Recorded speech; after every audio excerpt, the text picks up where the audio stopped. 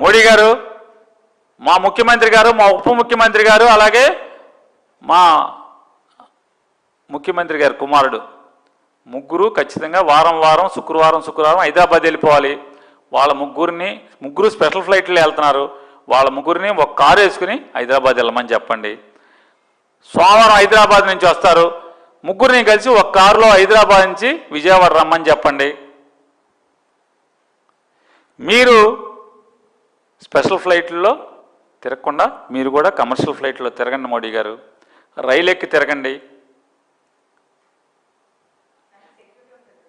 అయ్యే చెప్పేది. వీళ్ళు చంద్రబాబు నాయుడు గారు ఉప ముఖ్యమంత్రి గారు, అలాగే వాళ్ళ అబ్బాయి గారు బెజవాడ కానీ రాష్ట్రంలో ఎక్కడ తిరిగినా 10 కారులో తిరుగుతున్నారు సార్. అలాగే మోడీ గారు కూడా మీ వెనకాల 10 కార్లు ఉంటున్నాయి, 20 కారులో ఒక కారులో వెళ్ళండి సార్. మరి ఏదైతే మోడీ గారు పిలుపునిచ్చారో పెట్రోలు డీజిల్ వాడకం తగ్గించండి, 1 సంవత్సరం పాటు బంగారపు కొనుగోళ్లు తగ్గించండి, వీలైతే వర్క్ ఫ్రమ్ హోమ్స్ చేయండి అని చెప్పి ఏదైతే మోడీ గారు పిలుపునిచ్చారో అది అందరూ పాటించవలసిందిగా కోరుకుంటూ దీన్ని ఉద్దేశించుకొని పేరిని నాని గారు మాట్లాడారు. ఏంటి అనంటే చంద్రబాబు నాయుడు గారు, డిప్యూటీ సీఎం గారు, లోకేష్ గారు మాట్లాడితే హైదరాబాద్ పరిగెడుతున్నారు, ముగ్గురు 3 కార్లు వేసుకొని వెళ్తున్నారు, అందరూ ఒకే కారులో వెళ్తే బాగుంటుంది అని. ఇంకొకటి కూడా చెప్పారండి మోడీ గారు, నానిగారు మీరు అది గమనించలేదనుకుంటా, విదేశీ ప్రయాణాలు కూడా తగ్గించాలి అని చెప్పారు. ఈ విదేశీ ప్రయాణాలు మీ నాయకుడే చేస్తూ ఉంటారు స్పెషల్ ఫ్లైట్స్లో.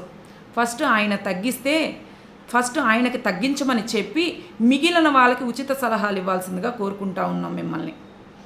ఆయన ఒక పరామర్శకు వెళ్తే మీ జనాల్ని పోగు చేసి ఆయన ఒక గుంటూరు వస్తున్నారనుకోండి, సత్తెనపల్లి నుంచి, చిలకలూరుపేట నుంచి, విజయవాడ నుంచి, ఆ చుట్టుపక్కల ఉన్న గ్రామాలన్నిటి నుంచి బైక్ ర్యాలీలు పెట్టుకుంటూ ఏదో జగన్మోహన్ రెడ్డి గారు రాగానే జనాలందరూ కూడా ఆయన చూడడానికి ఎగపడిపోయినట్టుగా మీరే జనాల్ని పోగు చేసేసుకొని, మీరే తొక్కిసలాటలు చేసేసుకొని, మీరే అంత రోడ్లన్నీ బ్లాక్ చేసేసుకొని ఇవే ఈ అతి తగ్గించుకోమనే మోడీ గారు పిలుపునిచ్చింది. ఎందుకు అనంటే మన అవసరమైన దానికన్నా కూడా నిజంగా ఆయన ఎవరినన్నా పరామర్శించడానికి వెళ్తే జగన్మోహన్ రెడ్డి గారు ఆయన ఒక్కళ్ళు, ఆయనతో పాటు ఒక 4-5 గార్డ్స్ వెళ్తే సరిపోతుంది. అంతేగాని వందల వేల సంఖ్యలో జనాల్ని గుమిగూడికి తీసుకొని వెళ్ళాల్సిన అవసరం లేదు.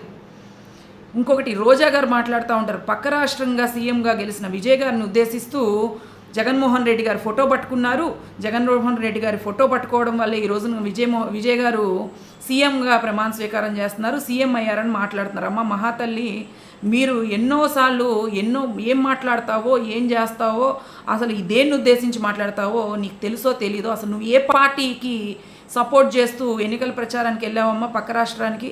ఆ పార్టీ ఓడిపోయింది, కనీసం అదన్నా తెలుసా? అంటే ఏ పార్టీ గెలిచినా కూడా నేను ఆ పార్టీ వాళ్ళు తిరుగుతుంటే నేను చూశాను, వాళ్ళు ప్రచారం చేస్తుంటే నేను చూశాను, లేకపోతే జగన్మోహన్ రెడ్డి గారు ఫోన్ చేసి, అసలు జగన్మోహన్ రెడ్డి గారికి ఫోనే ఉండదు కదమ్మా. ఫోన్ లేని జగన్మోహన్ రెడ్డి గారు విజయ్ గారికి ఫోన్ చేసి 10 నిమిషాలు ఎలా మాట్లాడారు? మీరే సలహాలు ఇస్తారా? మీరే దొంగలు, మీరే దొరికిపోతూ ఉంటారు, ప్రతిదీ చెప్పుకుంటూ మీరే దొరికిపోతూ ఉంటారు. కానీ ప్రతిసారి మళ్ళీ మీరే సెల్ఫ్ డప్పు కొట్టుకుంటూ ఉంటారు. ఇంకోటి, వైసీపీ నేతలు కూడా ఏదన్నా ఒక విషయము వచ్చింది అని అంటే దాని గురించి ఎలా స్పందించాలి అనేది ఫస్ట్ తెలుసుకోవాలి. తెలియపెట్టకుండా వచ్చేసేసి ముందు చంద్రబాబు నాయుడు గారు అది చేశారు, పవన్ కళ్యాణ్ గారు ఇది చేశారు, లోకేష్ గారు ఏం చేశారు? రాయల్ ఎన్ఫీల్డ్ తీసుకొచ్చారు. మరి మీ జగన్మోహన్ రెడ్డి గారు ఏం తీసుకొచ్చారమ్మా? ఒక గూగుల్ సంస్థను తీసుకొచ్చాం మేము. మీరు తీసుకొచ్చిన కంపెనీలు చెప్పండి. పైగా ఆయన అంటున్నారు ఆవిడెవరో కమరావతి అని మాట్లాడుతుంది, ఆవిడకి దీనికి సంబంధం ఏంటంటే రాజకీయంగా ఎవరైనా మాట్లాడే హక్కు స్వతంత్రం కలిగి ఉంటాయండి. సాయంత్రం చల్లగా ఏదో ఒక మహిళను ఉద్దేశించి ప్రెస్ మీట్ వేదికగా చల్లగా ఏదో పుచ్చుకోమ్మా అని మాట్లాడుతున్న పేరిని నాని గారు, మీ ఇంట్లో కూడా ఆడవాళ్ళు ఉన్నారు, ఒళ్ళు దగ్గర పెట్టుకొని మాట్లాడితే బాగుంటుంది ఆడవాళ్ళ గురించి మాట్లాడేటప్పుడు. అంతేగాని మీ ఇష్టానుసారంగా మీ ఇష్టం వచ్చినట్టు వెళ్తామంటే చూస్తూ ఊరుకునే పరిస్థితి అయితే లేదు. ఈ సమస్య దేనికి వస్తుంది? మన రూపాయి వాల్యూ పెంచడానికి మోడీ గారు ఇవన్నీ తీసుకొచ్చారు, దాని గురించి మాట్లాడండి. ఇంకా మీ నాయకులు మీరందరూ కలిసి మీ వైసీపీ నేతలందరికీ కూడా ప్రతి ఒక్కళ్ళకి చెప్పండి ఏం చేయాలి ఏం చేయకూడదనేసి చెప్పండి. అది చెప్పకుండా ఇంకా మీరందరూ మీ సొంత పెత్తనాలు తీసుకుంటూ మీరే ఇవన్నీ కూడా తీసుకొచ్చి చెప్పొద్దని చెప్పేసి మేము తెలియజేస్తూ ఉన్నాము.